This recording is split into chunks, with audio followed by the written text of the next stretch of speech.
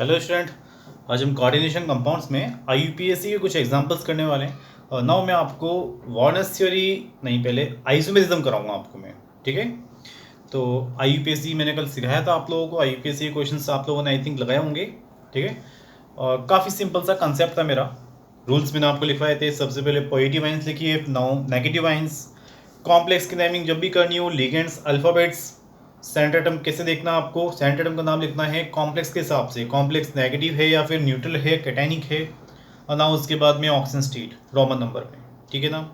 तो मैंने कुछ क्वेश्चंस भी आप लोगों को बोले थे करने के लिए। आपके पास वीके जयसवाल बुक हो या फिर कोई भी आपके पास मॉड्यूल हो, ठीक है, वर्कशीट हो, आप उसमें क्वेश्चंस अप्लाई कर सकते थे। आई थिंक आपने किया होगा। ठीक है, कुछ क्वेश्चंस में आप लोगों को एनसीईआरटी क्वेश्चन से कुछ क्वेश्चंस मैं बताया तो आप लोगों को अगर थोड़ी प्रॉब्लम आ रही हो तो कैसे सॉल्व करना है। ठीक है, क्वेश्चन देखिए, कुछ एग्जाम्पल मैं बताने जा रहा हूँ आप लोगों को। जैसे कि एक क्वेश्चन दे रखा है एनसीईआरटी में, CONH3 का होल 4, H2OCl, बाहर है Cl। ये एनसीईआरटी के एग्जाम्पल्स में क्वेश्चन दे रखे हैं। तो चलिए थोड़ा बहुत बताया तो आप लोगों को मैं इसमें कि इसकी आईयूपीएससी नेमिंग कैसी होगी। ठीक है, तो यहाँ पे ये बताइए, इस कोऑर्डिनेशन कंपाउंड्स को जब वाटर में डिसॉल्व करोगे तो आपको ये कॉम्प्लेक्स कैसा मिलेगा। ये कॉम्प्लेक्स कौन से आयंस फॉर्म में निकलेगा? ये निकलेगा पॉजिटिव आयंस में। क्यों? क्योंकि बाहर जो आयोनाइजेशन स्फीयर है वो कौन सा है? क्लोरीन। Cl नेगेटिव होता है तो इस पे चार्ज कितना आएगा? पॉजिटिव। और कितना चार्ज आएगा? +2 आएगा। क्यों? ये क्लोरीन पे होता है -1, 2 क्लोरीन पे -2, तो इस पे कितना आएगा? +2। ठीक है ना। तो मेरे पास ये है पॉजिटिव कॉम्प्लेक्स और ये है मेरे पास नेगेटिव आयंस। सबसे पहले किसका नाम लिखते हैं? पॉजिटिव आयंस का। बट मेरे पास पॉजिटिव आयंस जो है वो कॉम्प्लेक्स है, तो मैं यहाँ पे रूल नंबर 2 यूज करूंगा। और रूल नंबर 2 में लिगेंड्स का नाम लिखूंगा मैं अल्फाबेट्स के अकॉर्डिंग। अब ये बताइए अल्फाबेट्स में लिगेंड्स कौन कौन से? सबसे पहले लिगेंड्स मेरे पास है अमाइन, वाटर और क्लोरीन। ठीक है, लिगेंड्स में इनके नाम क्या क्या होते हैं? Amine, aqua, chloro. अल्फाबेट्स में पहले कौन आएगा? ऑब्वियसली अमाइन का ए और एक्वा का ए, ये हमेशा पहले आएंगे किससे? क्लोरीन से, सी से पहले आएंगे। अब अमाइन और एक्वा में कैसे आप चेक करोगे? तो देखिए ए दोनों कॉमन आ गया, तो उसके बाद वाला वर्ड देखिए आप। अमाइन में ए एम, एक्वा में ए क्यू, पहले कौन आता है? MnO2, एम पहले आता है। तो यहाँ पे आपको अमाइन पहले लिखना पड़ेगा। कितना अमाइन है? 4, तो क्या लिखोगे? Tetra amine. उसके बाद में एक्वा लिखा। मैंने कहा था सबको साथ साथ में लिखना, पहला वर्ड हमेशा कैपिटल आना चाहिए, लिख दिया मैंने, और सबको साथ में लिखना। उसके बाद में याद करो क्लोरीन को एज ए लिगेंड्स आईयूपीएससी में क्या कहते हैं? क्लोरो कहते हैं। क्या लिखोगे? क्लोरो। ठीक है, ये मैंने लिगेंड्स का नाम लिखे। उसके बाद स्टैंडर्ड एटम का नाम लिखने से पहले मैं देखूंगा कि कॉम्प्लेक्स मेरे पास कैसा है। क्या वो एनायनिक कॉम्प्लेक्स है, क्या वो पॉजिटिव कॉम्प्लेक्स है, क्या वो न्यूट्रल कॉम्प्लेक्स है? मेरे पास कॉम्प्लेक्स है पॉजिटिव। इसका मतलब सेंटर एटम का नाम क्या रहेगा? As same as before. जैसे आपका पहला नाम था इसका कॉम्प्लेक्स का, वैसे नाम रखना है। मतलब क्या? कोबाल्ट। ठीक है, अब रही बात ऑक्सीजन स्टेट निकालने के लिए, तो ऑक्सीजन स्टेट कैसे निकालोगे? CO को यहाँ पे X बोल दे हम, NH3 पे चार्ज कितना? 0, H2 पे चार्ज कितना? 0, क्योंकि न्यूट्रल लिगेंड से। क्लोरीन पे चार्ज कितना होता है? -1। ठीक है, और ओवरऑल कॉम्प्लेक्स पे चार्ज कितना आएगा? +2। किसकी वजह से? ये बाहर वाली क्लोरीन की वजह से, इक्वल टू +2। तो यहाँ पे X का वैल्यू समझ में आ रहा होगा, कितना आएगा? +3। ठीक है, और शायद मेरे ख्याल से मैंने आपको एक स्टार्टिंग में बताया भी था कि 99% केस में आपके जनरली एक ट्रिक काम कर सकती है कि जहाँ पे कोऑर्डिनेशन 6, देखो कितना है? 6 से कोऑर्डिनेशन, 4 लोन पेयर ये, 1 लोन पेयर ये, 1 लोन पेयर ये, बोला कितने लोन पेयर हो गए? 6। तो वहाँ पे ऑक्सीजन स्टेट जनरली कितना आता है? +3। और यहाँ देखो आ भी रहा है कितना? +3। ऐसा नहीं कि हमेशा लिख दो आप +3, नहीं, वो एक जनरली ट्रिक थी हमारे पास। ठीक है, मैंने कहा था कई जगह वैलिड होता है, यहाँ भी वैलिड हो रहा है। तो ऑक्सीजन स्टेट कितना लिखूंगा यहाँ पे? 3 रोमन नंबर में। ये पॉजिटिव आयंस का नाम मैंने लिख दिया। उसके बाद नेगेटिव आयंस का नाम क्या नाम होगा इसका? क्लोरो बोलूं या क्लोराइड बोलूं? क्लोराइड बोलना पड़ेगा। क्यों? क्योंकि लिगेंड्स नहीं है। ठीक है, तो इसका नाम क्या बोलोगे? क्लोराइड। ये देखिए क्लोराइड। तो आईपीएस लिखना आप लोगों को आगे होगा कैसे लिख रहा हूं मैं। ठीक है, एक क्वेश्चन और हम बात करते हैं यहाँ पे। ये दूसरा क्वेश्चन देखिए, K2 ZnOH का होल 4, K2 ZnOH का होल 4, ये दूसरा मेरे पास कोऑर्डिनेशन कंपाउंड है। आप इसको जब वाटर में डिजोल्व करोगे तो ये आयन से पॉजिटिव आयंस निकलेगा बाहर, और ये मेरे पास complex as a negative ions निकलेगा। ठीक है, ये तो आपको पता है पॉजिटिव कौन होगा, नेगेटिव कौन होगा। अब ये जज करने के बाद ये बताइए इसका नाम कैसे लिखें। सबसे पहले पॉजिटिव आयंस का नाम, और पॉजिटिव आयंस का नाम क्या आएगा पहले, डाई पोटेशियम या पोटेशियम। आप बोलोगे पोटेशियम, क्यों? क्योंकि आयनाइजेशन स्पेयर में डाई ट्राई टेट्रा लगाना बिल्कुल मना है, तो केवल क्या बोलना है, इसका नाम पोटेशियम बोलना है, मतलब पोटेशियम। ये पॉजिटिव आयंस का नाम हो गया। अब नेगेटिव आयंस का नाम लिखते समय क्योंकि कॉम्प्लेक्स है, लिगेंड्स का नाम पहले लिखना पड़ेगा, तो क्या लिखोगे, पोटेशियम टेट्रा हाइड्रोक्सो। अरे भाई ये हाइड्रोक्साइड वाला है तो हाइड्रोक्सो बोलोगे, टेट्रा हाइड्रोक्सो। अब जिंक को क्या बोलूं मैं, कॉम्प्लेक्स क्योंकि मेरा नेगेटिव है तो जिंक को आप पीछे 8 लगा के बोलोगे, मतलब क्या, जिंकेट, जिंकेट। ठीक है, लिगेंड्स का नाम, फिर सेंटर का नाम, और फिर ऑक्सीजन स्टेट। ऑक्सीजन स्टेट कैसे निकालें, Zn को X बोल दिया मैंने। OH पे चार्ज कितना होता है, -4। हाइड्रोक्साइड है, कितना चार्ज है यहाँ पे देखिए, OH पाएगा कितना, -1, तो -4 हो गया। ठीक है, इक्वल टू कितना लिखूं मैं यहाँ पे, -2। ऐसा क्यों, पोटेशियम पे होता है +1, 2 पोटेशियम पे +2, तो ओरल चार्ज कितना आएगा इसमें, -2। तो X की वैल्यू कितनी आएगी यहाँ पे, निकाल सकते हो, +2। ये देखिए, तो यहाँ पे हम देख सकते हैं यहाँ पे ऑक्सीजन स्टेट कितना लेके आए, ये देखिए। और वैसे भी वही ट्रिक, जनरली वाली ट्रिक जो हमने बताई थी आपको कि जब कोऑर्डिनेशन 4 हो तो ऑक्सीजन स्टेट जनरली कितना आता है, 2 आ ही रहा है। ठीक है ना, लेकिन इसका मतलब ये नहीं कि आप बिना देखें इस पर ऑक्सीजन स्टेट लिख दें, वो मैंने बता रखा, बस एज ए ट्रिक है वो, बस केवल। ठीक है ना, तो अब आगे चलते हैं, इसमें एक क्वेश्चन और बताते हैं आप लोगों को। देखिए,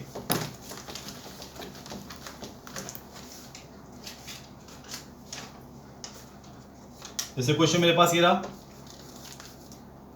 COCl का होल ट्वाइस, En का होल ट्वाइस, और ऊपर है पॉजिटिव चार्ज। यहां हम देखें तो मेरे पास कोऑर्डिनेशन कंपाउंड जो है वो केवल एक आयनिक फॉर्म में दे रखा है, और कौन सा आयंस है वो, पॉजिटिव आयंस। ठीक है, कोई बाहर आयनाइजेशन स्पेयर नहीं है, तो मेरे पास केवल एक कॉम्प्लेक्स है, वो भी कौन सा, पॉजिटिव वाला कॉम्प्लेक्स। तो मुझे केवल इस पॉजिटिव कॉम्प्लेक्स की ही नेमिंग करनी है। ठीक है, तो पॉजिटिव कॉम्प्लेक्स की नेमिंग कैसे करूं, सबसे पहले लिगेंड्स का नाम। अब लिगेंड्स में ये बताइए, क्लोरो का C और इथाइलिन डाइअमाइन का E, पहले क्या आता है, क्लोरो का C या इथाइलिन डाइअमाइन का E, पहले आता है C, तो क्या बोलोगे आप, डाई क्लोरो। अब याद करो, इथाइलिन डाइअमाइन, इसके नाम में ही डाई है, तो बाहर जो 2 लगा है उसके लिए क्या लिखोगे आप, बेस, बेस इथाइलिन डाइअमाइन। ठीक है, कई बच्चों को प्रॉब्लम आती है कि सर D और B अल्फाबेट्स में यूज करना है, नहीं, मत यूज करिए, जो उनके नाम है उनको कंपेयर करिए अल्फाबेट्स में आप। ठीक है, तो डाई क्लोरो या फिर डाई क्लोराइडो बोल सकते थे, लेकिन डाई क्लोरो हमने बोला क्योंकि ये शॉर्ट फॉर्म में लिखा जा सकता है, आइडो की जगह ओला के, डाई क्लोरो बिस इथाइलिन डाइअमाइन। अब क्या लिखूं, कोबाल्टेट लिखूं या कोबाल्ट लिखूं, क्योंकि कॉम्प्लेक्स मेरा पॉजिटिव है, इसलिए क्या नाम लिखना पड़ेगा, कोबाल्ट। तो आप बोलोगे कोबाल्ट। ऑक्सीजन स्टेट चलिए निकालते हैं, CO को X बोल दिया, क्लोरीन में चार्ज कितना होता है, -1, तो कितना हो जाएगा, -2 हो जाएगा। En न्यूट्रल लिगेंड है, चार्ज 0 इक्वल टू +1, तो X की वैल्यू कितनी आ गई, +3। ये देखिए, यहाँ भी हमारी जनरली वाली ट्रिक काम कर रही है, मतलब कि कोऑर्डिनेशन 6 है तो ऑक्सीजन स्टेट कितना आ रहा है, +3। कोऑर्डिनेशन 6 कैसे हुआ, ये 2 लोन पे दे रहा है, एक En 2 लोन पे देता है, तो बताओ 2 En कितना देंगे, 4, तो 4 lone pair plus 2 lone pair, like कितना हो गया, 6 लोन पेयर। ठीक है, तो ऐसे कई क्वेश्चन से आप लोग आराम से क्वेश्चंस बना सकते हैं। ठीक है, आई थिंक मेरे ख्याल से कोई प्रॉब्लम नहीं आएगी। ठीक है ना, कुछ क्वेश्चन ऐसे भी होते हैं, बताए थे आप लोगों को, जैसे कि ये रहा,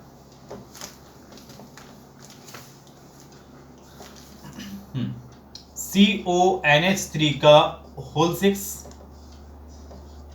CrCl का होल 6, ये आ गया। याद करिए, अब आपको पता होगा शायद मेरे ख्याल से कोऑर्डिनेशन कंपाउंड्स के मैंने टाइप लिखवाए थे, तो ये कोऑर्डिनेशन के कंपाउंड्स के टाइप में ये कौन सा टाइप है आपका, जिसमें कॉम्प्लेक्स ही कैटायन होगा, कॉम्प्लेक्स ही एनायन होगा। अब कौन कॉम्प्लेक्स कैटायन होगा, कौन कॉम्प्लेक्स एनायन होगा, वो कैसे आप जज करोगे, ये देखिए, मैंने इसका ट्रिक सिखाया था आप लोगों को कि जब कोऑर्डिनेशन 6 है तो ऑक्सीजन स्टेट कितना आना चाहिए, +3। ठीक है, ये आपको पता है, मुझे पता है, एक काम करते हैं, निकाल के देखते हैं। CO को X मान लिया मैंने अभी, NH3 पे चार्ज 0 इक्वल टू क्या चार्ज लगाऊं ऊपर में कि आंसर मेरा कितना आ जाए, +3। क्योंकि CO का x का वैल्यू कितना लेके आना है +3, तो यहाँ कितना लिखे हम कि आंसर +3 आए, अरे भाई +3 तो लिखोगे, तो कहने का मतलब इस पे चार्ज कौन सा होगा +3, तो उस पर कितना जाएगा -3। ठीक है, और अगर नहीं समझ में आ रहा तो मैंने आप लोगों को इसमें बताए थे कोऑर्डिनेशन टाइप में इन पे चार्ज निकालना सिखाया था, तो आप उस लेक्चर पे जाके चेक कर सकते हो इसको। ठीक है, तो ये मेरे पास में एज ए पॉजिटिव आइंस हो गया, ये मेरे पास एज ए नेगेटिव आइंस हो गया। तो नाम पहले किसका लिखें, इस पॉजिटिव आइंस का। पॉजिटिव आइंस का नाम कैसे लिखोगे आप, अरे भाई पॉजिटिव आइंस भी क्या है, कॉम्प्लेक्स है मेरे पास, तो नाम तो लिखते हैं इसका, क्या लिखें, हेक्सामाइन। हेक्सामाइन। कोबाल्ट बोलूं या कोबाल्टेट बोलूं, कोबाल्ट बोलना पड़ेगा क्योंकि कॉम्प्लेक्स क्या है, पॉजिटिव है, इसलिए बोलोगे कोबाल्ट। ऑक्सीजन स्टेट कितना आएगा निकाल लीजिए खुद ही, 3 आएगा, अभी निकाले थे हम थोड़ी देर पहले। ठीक है, ये पॉजिटिव कॉम्प्लेक्स का नाम हो गया। अब लिखोगे नेगेटिव कॉम्प्लेक्स का नाम, कैसे लिखोगे, कितना ही है 6 क्लोरो, मतलब कि हेक्सा क्लोरो, क्योंकि ये कॉम्प्लेक्स नेगेटिव है इसलिए क्रोमियम मत बोलिएगा, क्या बोलोगे, क्रोमेट बोलोगे, तो hexa chlorochromate. Hexa chlorochromate, oxygen state कितना आएगा, 3 आएगा, लिख सकते हो आप। ठीक है, तो किसी भी तरह कोऑर्डिनेशन कंपाउंड्स को लिखने में कोई प्रॉब्लम नहीं आना चाहिए, लिख सकते हो आराम से, बना सकते हो। ठीक है, एक और चीज देखिए यहाँ पे बताते हैं आपको।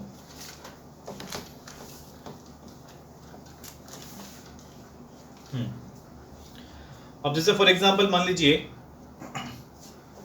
कोई ब्रिजिंग कॉम्प्लेक्स मेरे पास है, ब्रिजिंग कॉम्प्लेक्स CO, ठीक है, H2O का होल 4, और यहाँ कनेक्ट कर रखा है उसने NH2, यहाँ OH, यहाँ है CO, H2O का होल 4, और ओवरऑल चार्ज दे रखा है इस पे कितना भार, 4+, और बोला इसका नाम लिख के दिखो।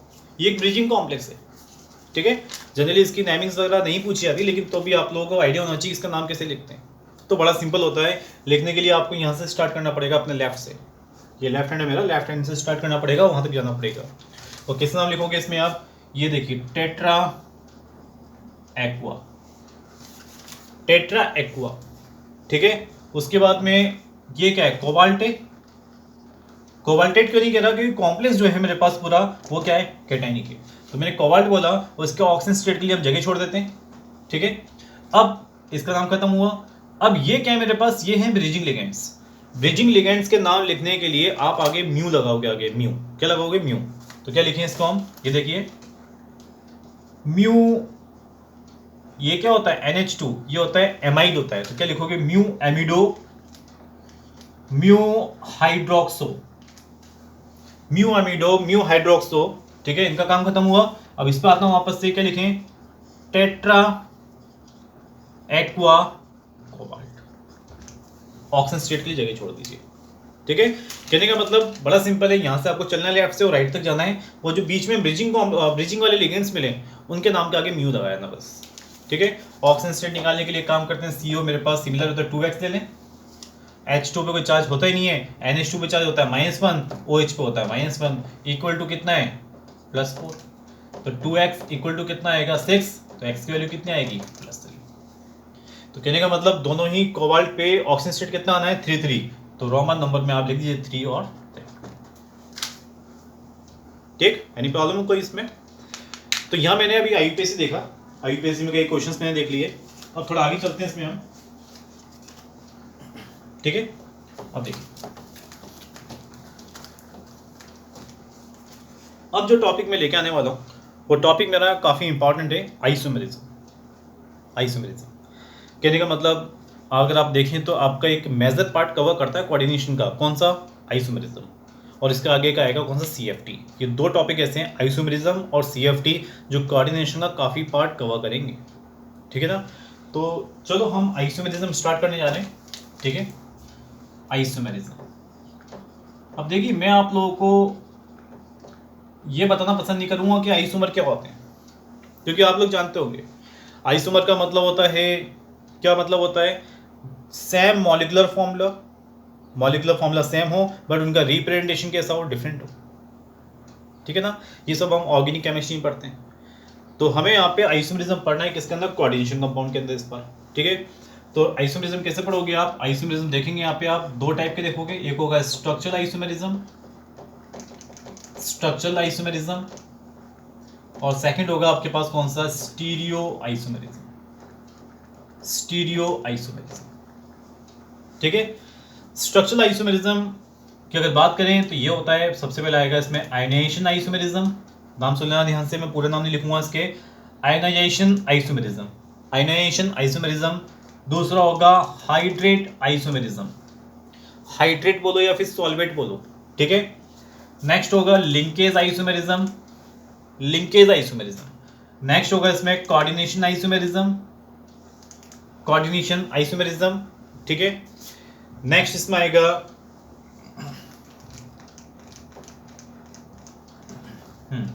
Coordination isomerism. अब देखिए इंपॉर्टेंट आपके ये 4 में से एनसीईआरटी में दे रखे हैं, वो आयनाइजेशन आइसोमेरिज्म है, हाइड्रेट आइसोमेरिज्म है, लिंकेज आइसोमेरिज्म है और कोऑर्डिनेशन आइसोमेरिज्म है। इसके अलावा भी एक दो आइसोमेरिज्म होते हैं जो सिखा दिए जाते हैं आपके, ठीक है। अब जैसे कि आपके पॉलीमराइजेशन आइसोमेरिज्म हो गया, ठीक है ना, तो ये सिखा दिया था, लेकिन ज़्यादा इंपॉर्टेंट नहीं है, इंपॉर्टेंट केवल ये 4 ही आइसोमर है, ठीक है, जो एनसीईआरटी में दे रखे हैं वही आपके लिए इंपॉर्टेंट है, तो इन्हीं आइसोमर पे आप टॉपिक कवर करिएगा, ठीक है। बाकी मैं अभी यहाँ फिलहाल लिखवा नहीं रहा क्योंकि कुछ काम के भी नहीं है, ठीक है। स्टीरियो आइसोमर की बात करें तो स्टीरियो आइसोमरिज्म 2 टाइप का होता है, एक होता है जीआई, ज्योमेट्रिकल आइसोमर, और एक होता है कौन सा आपका stereo isomer, sorry optical isomer. Geometrical isomer और ऑप्टिकल आइसोमर, ठीक है। जीआई में आप जाके पढ़ोगे तो जीआई में सबसे पहले आपको देखना पड़ेगा कोऑर्डिनेशन नंबर 4 वालों के लिए जीआई, और फिर देखोगे कोऑर्डिनेशन 6 वालों के लिए जीआई। तो जीआई आप सीखने जाओगे उसमें कोऑर्डिनेशन 4 देखोगे और कोऑर्डिनेशन 6 देखोगे, ठीक है ना। कोऑर्डिनेशन 4 और कोऑर्डिनेशन 6 इन्हीं के कोऑर्डिनेशन कंपाउंड जनरली एग्जिस्ट करते हैं, कोऑर्डिनेशन 4 और कोऑर्डिनेशन 6 के ही कंपाउंड जनरली एग्जिस्ट करते हैं। बाकी 2 और 5 कोऑर्डिनेशन के भी हो सकते हैं लेकिन बहुत कम क्वांटिटी में होते हैं, ठीक है ना।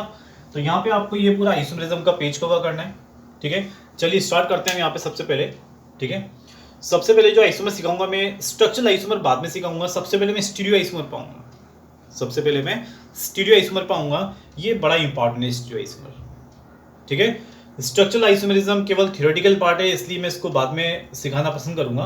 तो स्टार्ट करते हैं, सबसे पहले हम स्टीरियो आइसोमर, और स्टीरियो आइसोमेरिज्म में हम जाएंगे सबसे पहले जीआई पे, और जीआई भी कौन सा, जिसमें कोऑर्डिनेशन 4 हो या फिर कोऑर्डिनेशन 6, ठीक है। चलिए स्टार्ट करते हैं हम आइसोमेरिज्म में, सबसे पहले कौन सा, जीआई। ये देखिए, तो आइसोमेरिज्म पार्ट में स्टीरियो आइसोमेरिज्म, ठीक है, और इसमें भी हम देखने आ रहे हैं कौन सा, geometrical, geometrical isomerism. Geometrical isomerism में मैंने आपको बताया पहले, कोऑर्डिनेशन 4 वाला ये हमारे सिलेबस में है और कोऑर्डिनेशन 6 वाला ये हमारे सिलेबस में है, ठीक है। अब सिलेबस में होने का मतलब क्या है वो भी मैं आपको बताता हूं। देखिए कोऑर्डिनेशन 2 वाले भी कॉम्प्लेक्स होते हैं, लेकिन कोऑर्डिनेशन 2 वाले में, कोऑर्डिनेशन 2 वाले में ये बताइए, कोऑर्डिनेशन 2 में स्ट्रक्चर कैसा बनेगा, लीनियर। अरे भाई एक लिगेंड यहाँ से देगा लॉन पेयर, एक लिगेंड यहाँ से देगा लॉन पेयर, तो स्ट्रक्चर कैसा रहेगा, लीनियर। और जब लीनियर स्ट्रक्चर होगा तो उसमें कोई डिफरेंट रिप्रेजेंटेशन हो सकता है क्या, नहीं। क्या वो अपनी सिस ट्रांसफॉर्म शो कर सकते हैं क्या, नहीं, क्योंकि वो तो लीनियर फॉर्म में रहेंगे हमेशा, कितना भी चेंज कर लो आप, इसको यहाँ घुमा के वहाँ लगा दो, उसको तोड़ के यहाँ लगा दो, दोनों क्या होंगे, एक दूसरे के रेस्पेक्ट में 180 डिग्री एंगल पे रहेंगे। तो इसलिए कोऑर्डिनेशन 2 में जीआई नहीं देखा जाता, ठीक है। तो हम बात करें सबसे पहले इसमें कोऑर्डिनेशन 4 में बात करें तो कोऑर्डिनेशन 4 में भी, कोऑर्डिनेशन 4 में भी 2 तरह के हाइब्रिडेशन मिलते हैं, कौन से, sp3 मिलता है और एक होता है dsp2। देखिए अब आपको ज्योमेट्रिकल आइसोमर में जब मैंने कहा कोऑर्डिनेशन 4 के लिए sp3 या dsp2, तो इसके लिए आपको थोड़ा सा केमिकल बॉन्डिंग का अंदाजा होना चाहिए। केमिकल बॉन्डिंग में याद होगा आप लोगों को, जितने लॉन पे दिए जाते थे ऑर्बिटल्स में, वही ऑर्बिटल्स मिलकर क्या बनाते थे, हाइब्रिड ऑर्बिटल्स, हाइब्रिडेशन बनाते थे। तो यहाँ पे ये सोचिए कोऑर्डिनेशन 4 का मतलब क्या है, 4 का मतलब है 4 लॉन पे दिए जाएंगे, 4 लॉन पे किसमें दिए जाएंगे, ऑर्बिटल्स में। उन ऑर्बिटल्स को आप हाइब्रिड ऑर्बिटल बोलोगे। अब वो हाइब्रिड ऑर्बिटल्स मिलकर क्या बना सकते हैं, या तो sp3 या फिर dsp2, ठीक है ना। ये हम सीखेंगे वैलेंस बॉन्ड थ्योरी में, जो हमारा अपकमिंग टॉपिक होगा, जो हम आगे सीखने वाले हैं। अब देखते हैं हम यहाँ पे sp3 हाइब्रिडेशन हो सकता है, dsp2 हो सकता है, ठीक है।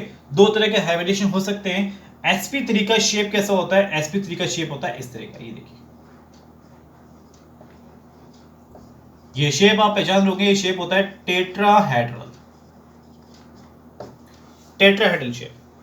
और ये मेरे पास DsP2 है, DsP2 में शेप होता है ए बी बी बी। ये कौन सा शेप दिखाई दे रहा है आपको? ये है मेरे पास स्क्वायर प्लेनर। DsP2 का शेप होता है कैसा? Square planar.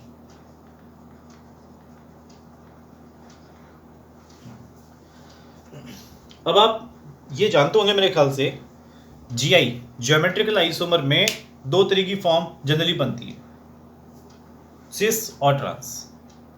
सिस फॉर्म कब होती है? जब एंगल कितना हो 90, और ट्रांसफॉर्म कब होती है? अपोजिट, मतलब एंगल कितना हो 180 डिग्री। तो आप ये बताइए मुझे, टेट्राहेड्रल स्ट्रक्चर में एंगल कितना रहता है?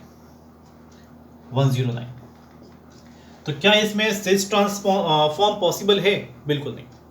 जब इसमें सिस ट्रांस पॉसिबल ही नहीं होगी फॉर्म, तो यहां पे आप बोलोगे सर इसमें मेरे पास में GI एग्जिस्ट ही नहीं करेगा, GI एग्जिस्ट ही नहीं करेगा इसमें, क्योंकि इसमें सिस ट्रांसफॉर्म नहीं बन सकती, क्योंकि इसमें एंगल ही कितना होता है 109। सारे एंगल्स कौन से हैं? 109। टेट्राहेड्रल में सारे एंगल्स 109 होते हैं। लेकिन अगर मैं बात करूं स्क्वायर प्लेनर में, तो स्क्वायर प्लेनर में देखिए ये 90 डिग्री एंगल भी है और ये सामने वाले 180 भी हैं। तो इसमें आप बोल सकते हो इसमें 90 डिग्री एंगल और 180 डिग्री एंगल भी मिलते हैं, दोनों एंगल मिलते हैं, इसलिए ये क्या शो कर सकता है? GI। इस कोऑर्डिनेशन कंपाउंड चैप्टर में याद रखिए, अगर दोनों तरह के एंगल आपको मिल रहे हैं, कौन से 90 और 180, तो सिस और ट्रांस पॉसिबल है, इसलिए आप बोल सकते हो उसमें ज्योमेट्रिकल आइसोमर बन सकता है। ठीक है, तो DsP2 वाले ही कंपाउंड जो होंगे आपके, वो GI शो करेंगे। ठीक है, कोऑर्डिनेशन 4 के लिए। और किस तरह शो करेंगे वो हम आगे देखते हैं इसमें। ठीक है, तो चलिए आगे देखते हैं इसके अंदर हम।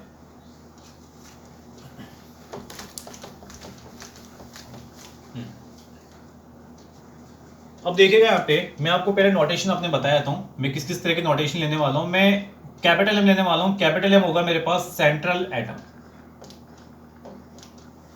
कैपिटल M होगा मेरे पास सेंट्रल एटम। मुझे इस GI में चार्ज कितना आ रहा है या बाहर आयोनाइजेशन स्फीयर क्या है, मुझे उससे कोई मतलब नहीं है। मुझे मतलब है मेरे सेंट्रल एटम से, ठीक है, और मेरे लिगेंड से। और जनरली मुझे ज़्यादा जरूरत किसकी? केवल लिगेंड्स की, क्योंकि लिगेंड्स मेरे पास में क्या सिमिलर टाइप के हैं, क्या डिफरेंट टाइप के हैं, क्योंकि रिप्रेजेंटेशन इन्हीं का चेंज होना है। सेंट्रल एटम भी मेरे पास क्या रहेगा, भले कोई सा भी लो रहेगा तो एक ही वो, ठीक है ना। तो डिफरेंट यहाँ क्या होने, लिगेंड्स डिफरेंट होने। हो सकता है किसी कंपाउंड्स में 4 लिगेंड्स हो, किसी में आपके 3 एक जैसे हों, एक अलग हो, किसी में 2 एक जैसे हों, 2 डिफरेंट हो।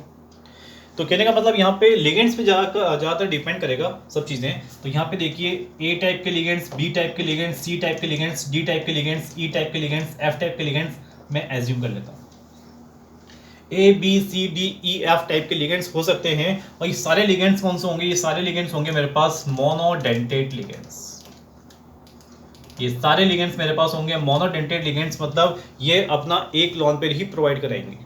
कितना लॉन पेयर? एक लॉन पेयर। ठीक है, अगर मान लीजिए मैं इस तरह साथ में लिखूंगा, AA साथ में लिखता हूं, तो AA साथ में लिखने का मतलब क्या है? ये मेरे पास लोन पे देने वाले कितने एटम होंगे इसके अंदर? 2। लिगेंड तो एक ही है, लेकिन लोन पे देने वाले कितने एटम है? 2। तो ये कौन सा लिगेंड होगा मेरे पास? बाइडेंटेट। ये होगा मेरे पास बाइडेंटेट लिगेंड्स। जब मैं किसी लिगेंड्स में दोनों एटम साथ साथ लिख दूं ना, तो समझ जाना बाइडेंटेट लिगेंड्स होगा। और सिमिलर एटम लिखे हैं इसलिए कौन सा होगा? ये सिमेट्रिकल होगा। कौन सा होगा? सिमेट्रिकल। ठीक है, और अगर मान लीजिए मैं लिगेंड्स में ये A B ऐसे साथ में लिखूं, ये ब्रैकेट लगा दूं, A B करके मैं ऐसे ब्रैकेट लगा दूं, समझ जाइएगा इसका मतलब क्या है। ये भी बाइडेंटेट लिगेंड्स ही है, ये भी बाइडेंटेट लिगेंड्स ही है, लेकिन कैसे? अनसिमेट्रिकल है, क्योंकि लॉन पे देने वाले अलग अलग एटम्स हैं। अब आप बोलोगे सर ऐसा किसमें होता है? Just imagine EN, ethylene diamine का स्ट्रक्चर देखा था आपने, CH2NH2, नीचे CH2NH2, सिमेट्रिकल था। और दोनों ही लॉन पे देने वाले एटम क्या थे? सिमिलर थे, एन। और इसी की जगह अगर मैं ग्लाइसिन एटो लूं, तो ग्लाइसिन एटो में CH2, NH2 और COO नेगेटिव। तो CO नेगेटिव और ऊपर क्या NH2, ये भी बाई इंटरडिगेंट्स है लेकिन दोनों में लोन पे देने वाले एटम्स क्या डिफरेंट है, तो वो कौन सा है, अनसिमेट्रिकल। तो मेरे पास अगर EN होगा या ऑक्सीलेटर होगा जो सिमेट्रिकल है उसके लिए मैं AA नोटेशन दूंगा, और जो मेरे पास में अनसिमेट्रिकल होंगे उसके लिए मैं AB नोटेशन दूंगा। ठीक है, अब मेरे पास में किस किस टाइप के कोऑर्डिनेशन 4 के कंपाउंड्स बन सकते हैं, ये एग्जिस्ट कर सकते हैं, वो देखिए। या तो मेरे पास में कंपाउंड MA4 टाइप का हो सकता है, या मेरे पास कंपाउंड MA3B टाइप का हो सकता है, या मेरे पास कंपाउंड MA2B2 टाइप का हो सकता है, या मेरे पास कंपाउंड MA2BC टाइप का हो सकता है, 5 MABCD हो सकता है, 6 मेरे पास में MAA का होल ट्वाइस हो सकता है, 7 नंबर देखिए MAAB2 हो सकता है, 8 मेरे पास में हो सकता है MAABC, 9 हो सकता है मेरे पास MAB का होल ट्वाइस। देखिए ठीक है, 9 ही सफिशिएंट है बस केवल। ठीक है, आप यहाँ अगर देखें इन सारे कॉम्प्लेक्सेस में, ये जितने कॉम्प्लेक्स में लिखे हैं ना, इन सारे कॉम्प्लेक्स में एक चीज कॉमन है। क्या चीज कॉमन है, कि इसमें कोऑर्डिनेशन 4 ही है, इसमें लॉन पे देने वाली संख्या कितनी है, 4 ही है। ये 4 लॉन पे दिए जाएंगे, 4 लॉन पे सारे ए हैं। इसमें भी लॉन पेयर ओरल कितने दिए जाएंगे, 4, इसमें भी लॉन पे कितने दिए जाएंगे, 4, लॉन पेयर 4 4 4 4 4 4, सब में लॉन पे कितने दिए जा रहे हैं, 4। तो इन सब का कोऑर्डिनेशन 4 है, तो ये मेरे पास कोऑर्डिनेशन 4 वाले पॉसिबल पेयर है। ठीक है, ये मेरे पास कोऑर्डिनेशन 4 वाले पॉसिबल पेयर हैं। तो मैं आपको अब इसमें एक दो क्वेश्चंस बताता हूं, ताकि आप भी तो आगे लोग क्या कहते हैं ट्राई कर सकते हो इस क्वेश्चंस को भी। ठीक है, तो कुछ क्वेश्चन देखिए बताने जा रहा हूं मैं आप लोगों को। ये देखिए,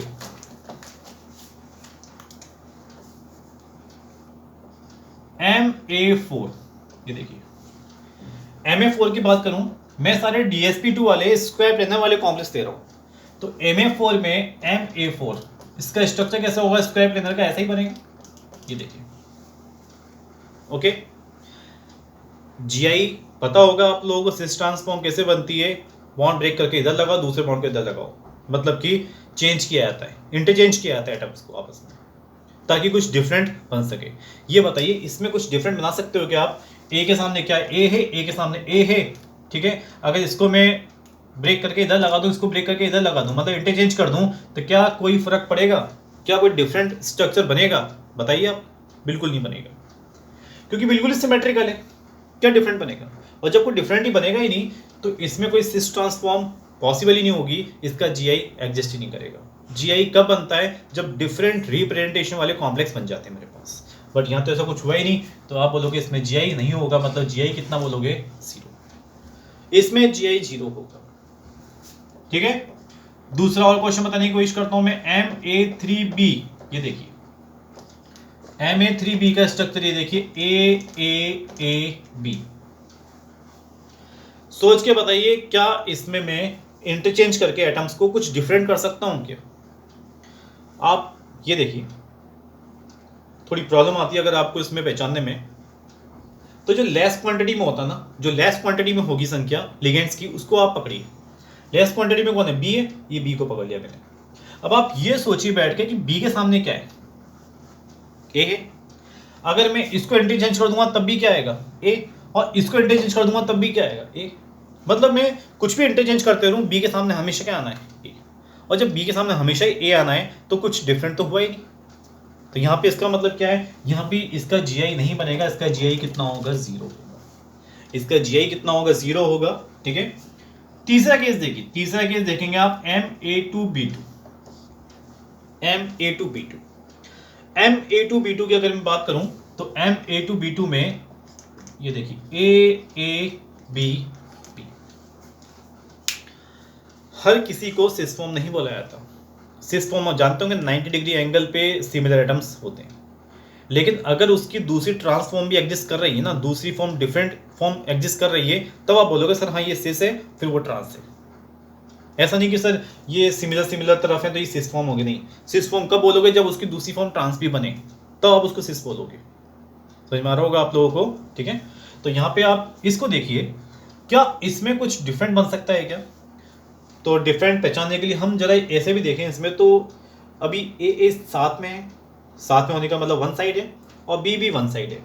बी के सामने बी आ सकता है, या फिर ए के सामने ए आ सकता है, कुछ डिफरेंट। या अगर लेस नंबर में देखें, दोनों ही लेस नंबर में है, इक्वल है मतलब, तो बी को पकड़ लेते हैं। बी के सामने अभी क्या है? बी के सामने रिसेंटली अभी क्या है? ए है। और बी के सामने क्या आ सकता है? ये अगर इंटरचेंज हो जाए तो बी के सामने क्या आ जाएगा? बी आ जाएगा। डिफरेंट होगा कुछ? बिल्कुल होगा। तो शायद हम डिफरेंट करने की कोशिश करते हैं। ये देखिए डिफरेंट हो सकता है। मैंने इसको इंटरचेंज किया तो यहाँ आ गया बी, यहाँ ए, ये बी, ये ए। बी के सामने बी, और हाथों ए के सामने ए भी आ गया, जो पहले नहीं थी। इसमें कुछ और डिफरेंट कर पाएंगे आप? नहीं, बिल्कुल नहीं। केवल यही डिफरेंट हो पाएगा क्योंकि बी के सामने ए था, ठीक है। अब बी के सामने क्या आ गया? बी आ गया। आप सोचें ए के सामने ए, वो आ चुका है ऑलरेडी। तो कहने का मतलब यहां देखिए, सिमिलर एटम 90 डिग्री एंगल पे, दैट्स अ फॉर्म ऑफ सिस। और जब अपोजिट साइड हो गई, ये कौन सी फॉर्म हो गई आपके पास? ट्रांस। तो यहाँ कितनी फॉर्म एग्जिस्ट कर रही है जीआई की? 2 फॉर्म।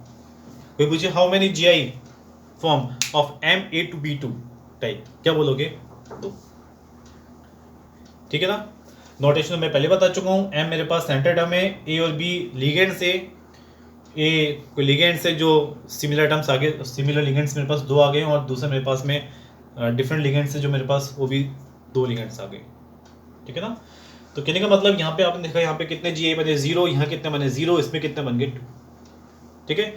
अब जीआई बनाने में मैं सारे जीआई बना सकता हूँ अभी, क्योंकि मुझे तो पता है, लेकिन मैं ये कोशिश कर रहा हूँ कि आप लोग खुद ट्राई करो एक बार। जितने मैंने 9 तरह के आपको कंपाउंड्स लिखवाए कोऑर्डिनेशन 4 के लिए, आप उन सबके जीआई एक बार कोशिश करो, कितने कितने बनते हैं, ठीक है। नेक्स्ट लेक्चर में मैं आपको उसके फटाफट से बता भी दूंगा कितने कितने बनेंगे, और उसके अलावा मैं कोऑर्डिनेशन 6 पे भी आ जाऊँगा, ठीक है।